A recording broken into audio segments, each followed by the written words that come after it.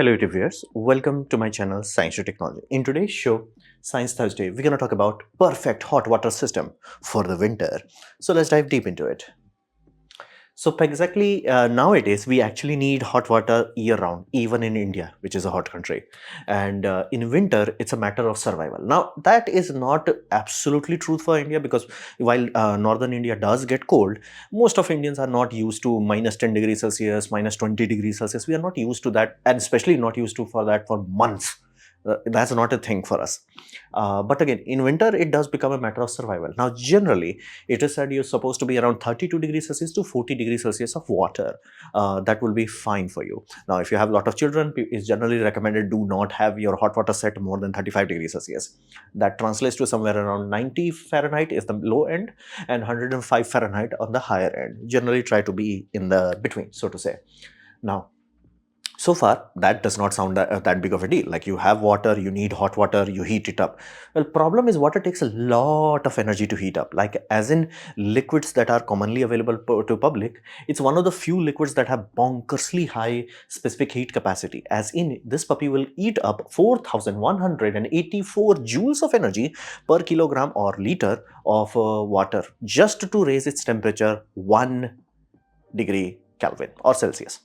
I know Kelvin not supposed to, but you get the point. Like just to heat up from whatever the starting point is. Let's say 20 degrees, you want 21, that's how much it will take. It's 30, it will take a little bit less, but 30 to 31, still that kind of energy. It's bonkersly hungry puppy. Like to give you a context, if you are boiling 1 liter of water and if you want to like heating up oil for that, say, like oil will like you set your gas to maximum, oil is like for 1 minute, 2 minutes, water is like, bro, are you doing something? It's like it eats up what energy like there is no tomorrow. So we are talking about serious amount of energy. And it's like I always find it odd because nowadays people are talking about like, oh, America also needs air condition. It's like, again, I'm not talking about like the hot part, Nevada and I think what Midwest, I think you guys call it. So those parts, like there are a lot of places the air condition was not a necessity. So I was always confused. Why the heck your electric bill is so high? Hot water. So it's one of those things like it takes bonkers amount of energy to heat up. And what do you mean by hot water year round? Well, washing machines like generally have a hot water line. If you want your clothes to be washed effectively without too much hassle, hot water is awesome. Dishwasher, India is a bit behind on dishwasher simply because apparently nobody figured out that India has harsh water. You have to make dishwasher or detergent that is specifically made for ludicrously high TDH water. That part is uncooked, so to say. And dryer. Now, they're like, okay, why would dryer use hot water? Generally, indirectly. Modern dryers have what we call heat pump. So they take heat from some places and then that's how heat it up. You can have a water radiator, hot water radiator, turn on at the time when you are running your dryer and ta-da, you get very efficient drying. Instead of taking 40 minutes to dry your clothes, it can be done as quickly as 20. So that's the problem. Like dishwasher requires hot water and dishwasher requires the hottest water if I'm not mistaken, almost 80 degrees Celsius. Dryer could also love the hot water around 50 degrees Celsius and for drinking and bathing and all that 32 to 40 degrees Celsius. So that's the reality. We need hot water and nowadays we need it year round and it takes bonkers amount of energy. So if we are not cautious with it, we'll fry our electrical grid or everything else. So the first thing people think of is instant water heater, or the technical term is tankless water heater. Now, which heat waters at the point of use, meaning you have a washing machine and you're gonna put this puppy just behind it, just like right there, point of use. Now, some big puppies are made that are like, for whole house, but generally they're not that popular. Gas ones are popular. I have not seen that much love for electrical one. I have seen that much love for gas one. And it only comes on at the point of use also, meaning it's exactly where you need it. And if it's not like, if it's a central system, the only moment when you draw water, it starts to actually heat up the water. It does not heat water or store in a tank. Now, Indian companies figured out a cheat code about it. They call a lot of instant water heater, which is just 5-liter water heater. It's a small puppy. Because again, these things consume energy like there is no tomorrow. So they have very compact size. That's the cool part.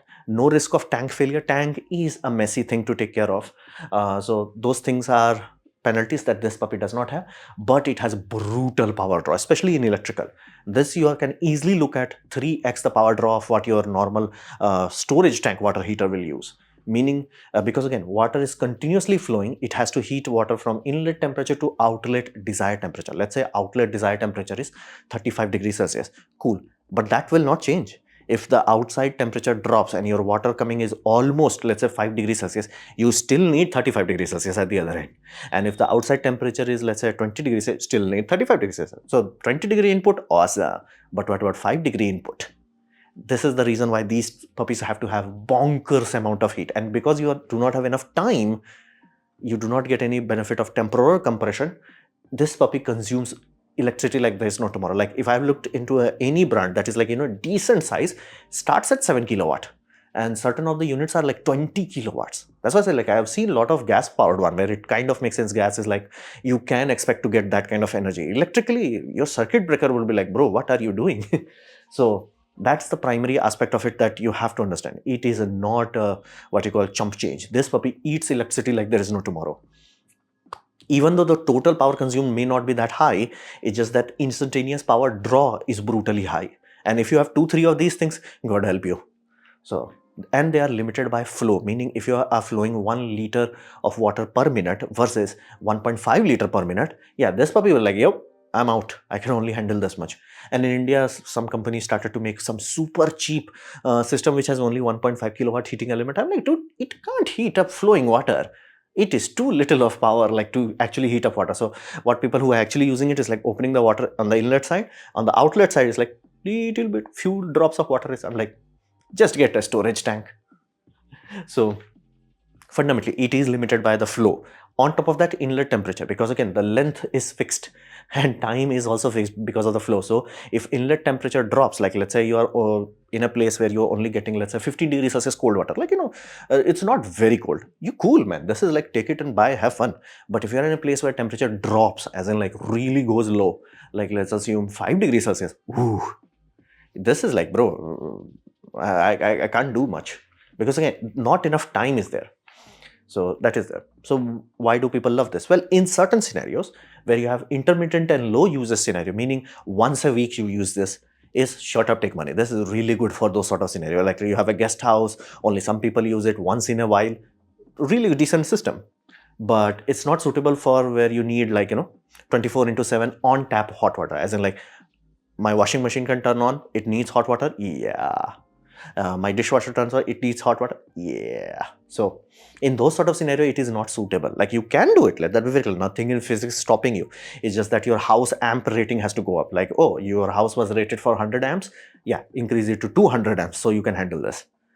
So you get the point. And not to mention, if everybody in your neighborhood did that, yeah, that transformer would be like, yeah, bro, I'm out. Peace. So it's very good for what we call intermittent low user scenario. If like, let's say you are a bachelor living in a house and barely use hot water, perfectly fine.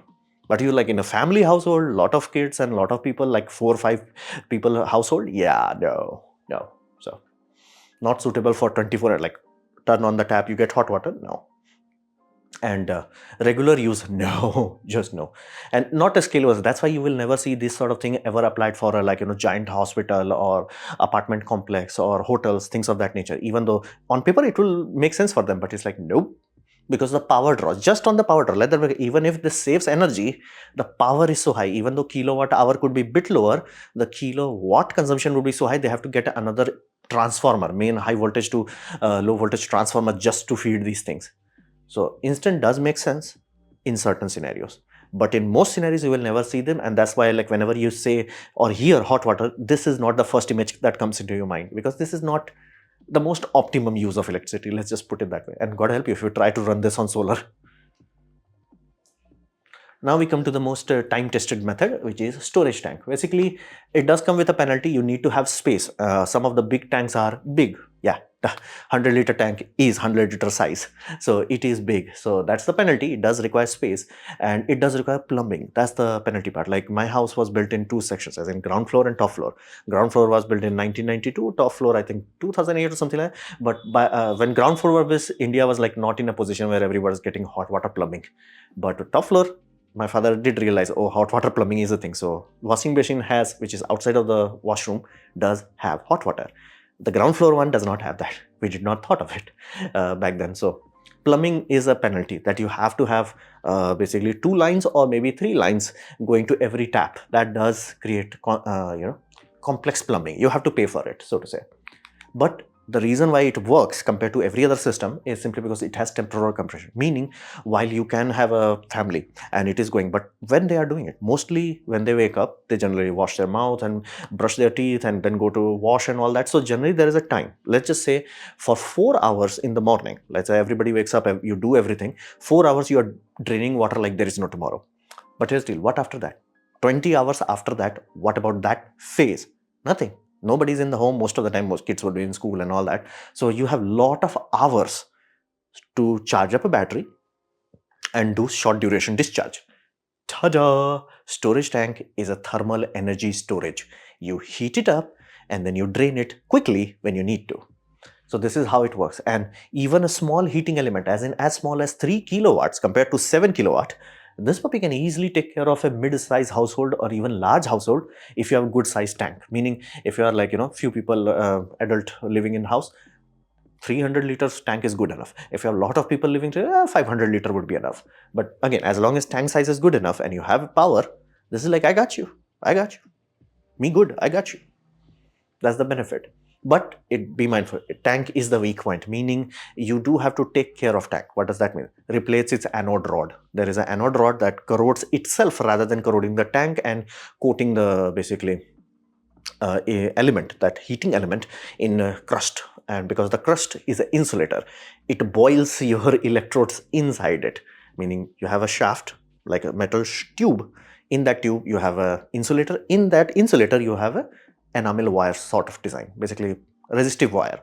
That resistive wire is supposed to be cooled. How the heck is supposed to be cooled? It's supposed to be cooled by boiling water.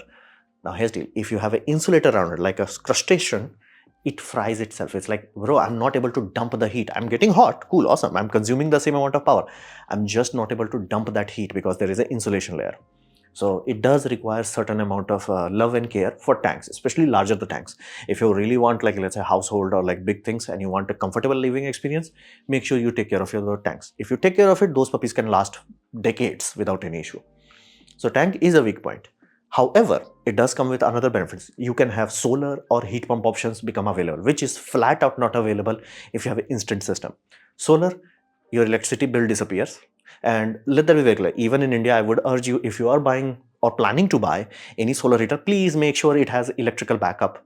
Make sure of that. Because there would be time where like sun is not working and this puppy will like kaput. Sun is not working, meaning you have too much fog. Generally in foggy scenario, this may not perform to your expectation. At that point in time, having electrical, even if it's just adding, let's say you set the temperature point to 35 degrees Celsius and water is only reaching 30 on solar, that 5-degree delta V is not that brutal. Like your electric is like, I got you. I can easily handle that without electrical being stupid. And most of the time, you do not have to worry about it. So this is a very perfect solution. Second solution, what if you do not have that luxury?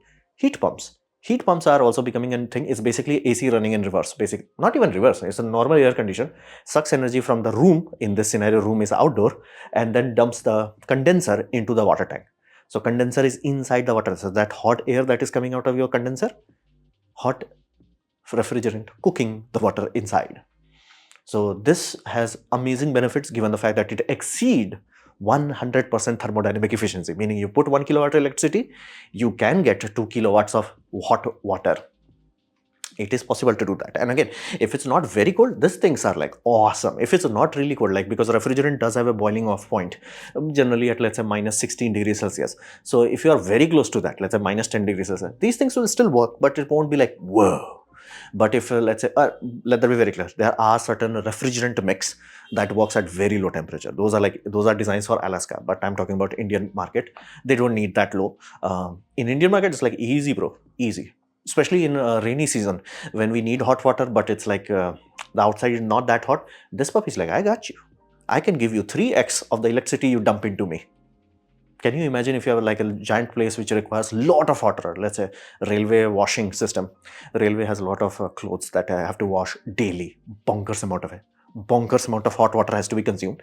They have solar and they have heat pump. They will be like, dude, our hot water electrical consumption is almost negligible what it used to be. So storage is the amazing option here. temporal compression. That's why like instant water heaters sounds good, and again it could sound good if you have gas, but most places don't have gas, and not to mention gas prices are not static anymore. They're going up depending on your location, but they're not something that you can just like trust it. So that's why storage is much better option all around. It does come with higher capital cost, but overall it's a much better experience. Now, storage water, it does require plumbing. It does come with a consequence. While the tank is insulated, the plumbing is generally not. And even if you insulate it, it will nowhere be near as good as a tank, simply because tank has high surface area to volume ratio. As in, for per liter of water, it has very little mm square of area where it can dump heat. While a pipe is completely opposite. It has very little water, but massive surface area. So, water tanks are insulated, pipes are not, meaning pipes cool down over time, meaning your plumbing, if it could easily have like 10-20 liters of water, hot water when you started it, but it will slowly cool down. So let's say everybody did everything in the morning wash and all that, and then everybody comes home in the evening and they want to open the tap. Now they have the cold water in the tap, even if the tap is rated hot water. Why? The plumbing is cool, so now they have to circulate all that cold water. And that generally means opening the tap, waiting for a pipe to drain, and then you get hot water, which comes with a two penalty. First, it's very wasteful. You wasted all the energy, like delta V you added into the system, delta temperature, delta temperature you added into that you lost. Basically you heated up drain for no reason. Another, you lost water. Now you have to, your water pump has to work harder. And if you're paying for water, you have to pay for that water. So it's very wasteful. Now, hot water line, you basically add an extra return line. So you have a hot water line going to every appliance, and then at the end you will have a valve, one-way valve. It will look something like this. It's just a one-way valve, pressure activated, so to say. In that valve, you're gonna have a pump. That pump will send the water back into your water tank. Now, like, why would you do this? Here's the deal. Imagine what happens. You used everything is hot water, pipe is cool, everything is awesome. Here's the over time, pipe will start to cool down. Meaning water was 35 degrees Celsius, it will reach 20 degrees Celsius. It's like, pump will be like, okay, let me circulate it. So it will create a pressure that will open the valve, and the whole water pipes will circulate. And what will happen to the water that you circulate? You will send it back into your hot water tank. Now, hot water tank will drop in temperature, electric heater will heat up, but again, instead of getting cold water, let's say cold water could be 10 degrees Celsius, you're getting 20 degrees Celsius water. So it will not take too much energy. It's just like a scavenging. And the moment you open the tap, tada, you get hot water. So this is how we solve that plumbing issue. So if you go into any restaurant or any hotels, and that are like, especially 5-star hotel, you open the tap, it's hot water. You sleep and you, let's say, open up in the middle of night and you just open the tap, still hot water. Yeah, generally it has a dedicated return line. So hot water return line allows you to have a pipe that is for returning the hot water. Then you have a valve, because again, if without a valve, it will just circulate. So with a valve, you can do it when you need to, and it does require a small pump. But now be mindful, this is a circulation pump. It's not pumping water, it's doing anything heavy. So it can be as low as like 100 watt or 200 watt power, very little power consumption. And it's not even running for hours. It's like turn it on, done. So it's a very low amount of investment and energy. That's why I said you need 3 lines: cold water, hot water return. 3 lines had to go to every faucet and all that. Generally, you do not need it every place, but you do need like at the edge where you need returning the pipe. So, and how do you determine when you have to turn on the pump? Generally, to save cost, people just have a timer, like turn it on every 2 hours. Advanced systems have a temperature on the return line, basically a sensor. They will study it, and based on the customer preference, let's say customer set it like 35 degrees Celsius, and you are like, okay, if you open the tap and it's 30 degree, you're not gonna die, okay? You're not gonna get into thermal shock, you cool, no hypothermia, you cool, you fine. So it's like, okay, it will only wait for water temperature drop from 35 to 30. Then it turns on. And if you're like, you're a bit conservative, hey, we can handle 25, it will feel cool, but it will not cold. So it's like, okay, 25. So, but again, generally people do not do this because it's expensive. It's like a messy system. So that I have rarely seen, but this timer setup you can just buy on Amazon. It's that simple. Put it on a timer, like turn on every 3 hours or 4 hours, and you just circulate the water. So It saves water. You're not wasting water in the drain. That's the good part. Improves quality of service, meaning open the tap, hot water, done, awesome. And that makes a dishwasher lives much easier simply because dishwasher needs 80 degrees Celsius hot water. If it's getting cold water, heating up that cold water to 80 degrees Celsius is brutal. Heating up warm water to 80 degrees Celsius, much easier.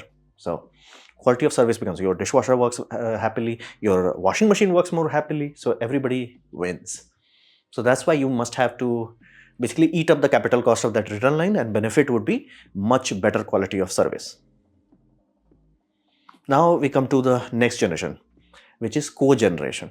Cogeneration is basically, you still need hot water in summer. So again, dishwasher is the primary thing, washing machine and dryer. Now dryers are a bit messy. I have not seen any dryer that already has that, hey, you can plumb hot water line here, we'll cool the hot water and tada, it will dry your clothes very quickly. I've not seen integrated solution, but it can be done. So these things will require hot water even in summer. Now, what do you run in summer? Well, air condition. Air condition is a heat pump. It takes heat from your indoor, dumps it outdoor. But here's the deal, it is dumping energy into hot air.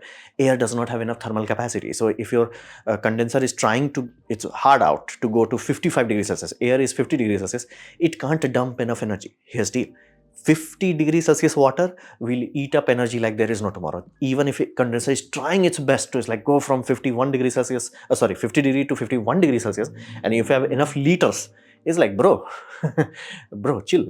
It will literally chill down. So air condition using as a, like, 2-in-1, basically. It cools down the air and gives you hot water. It's best for everything because it improves your coefficient of performance, as in how many electricity unit is consumed and how much cooling you are getting. It improves. Especially for India, that is kind of necessary because in our peak summer, our air conditions are just like, yeah, bro, I'm out. It's just like, I'm out. I can't work if the outside temperature is 65 degrees Celsius. Rooftop sometimes do get that hot. So flat out, this is a very easy way of getting hot water without spending electrical energy for that, and actually reducing your electrical consumption because your AC becomes more efficient and you get hot water for free. So that is there. And what about in winter? Well, in winter, you still have to run a refrigerator. It will give you some energy. And then you have electrical, mechanical. These things become more effective at large scale, not household. But again, large scale do have, like, some places have indoor transformer. Transformer is a hot puppy. Draining energy from it, as in like thermal energy, heating up water, everybody wins. UPS rooms, because UPS generally are what we call a double conversion. Basically, it takes AC, makes it DC, then it creates AC again. So it has complete control over it. It drains energy like there is no tomorrow. Like, you could have like that puppy acting as 1 to 2 kilowatt heating element. And batteries itself has internal reserve, and because it's always topping up the batteries, lead acid one specifically, it has, each of them is acting as a small heater. So that room becomes hot even in winter. So you can vent it or leach that energy. So you have mechanical room, you have electrical room, UPS rooms, those things that require 24/7 cooling into 365, take all the heat away, dump it into hot water. And what is the best? Again, that things work for hotels, hospitals, apartment complex, those things awesome. But what about civilian use? Well, PVT panels, photovoltaic thermal panels. This is dual benefit for us. Why? Because here's the deal, your solar panel heats up too much. It does not like to be hot. Look into any solar panel brand, they will specify at what temperature is the watt output. For example, you bought a panel says 500 watt, does not mean 500 watt, it means 500 watt at 1000 lumens, 1000 watt meter of radiation and 25 degrees Celsius temperature.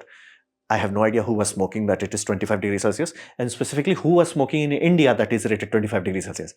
Like, we learnt our lesson, we improved our air conditioning rating, because early days it was rated EER, now it is rated ISEER, as in Indian standard. It has to be rated for Indian temperature. So I have no idea. So if you have basically a solar water heater at the back side of solar panel, you will get a 10 degree delta V minimum, delta T.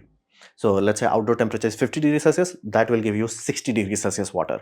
So, or if it's 30 degrees Celsius, it will give you 40 degrees Celsius hot water.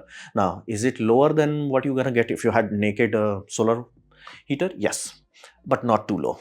So that is another most practical use. Again, I would love to install these in my house. So it will save so much energy. So PVT panel is basically improves your solar panel, because again, solar panels are not heating too much and you get hot water. That is super awesome. So cogeneration is the next evolution. Same way we went from like, instantaneous fire to like, okay, storage water heater tank to okay, now return lines. This cogeneration is the next evolution of it, where you can just like, hey, these things require cooling. Why not leach its heat away? So this was my presentation on how to make a perfect hot water system. Hopefully you have liked it, learned from it. In that case, please click the like button, share it amongst your friends. That will help me a lot. If you didn't like it, didn't enjoy it, I urge you to press dislike, press it twice to show me extra disappointment. Please leave a comment because I do try to reply to all of them. Subscribe, press the bell icon if you're free, and as always, thanks for watching.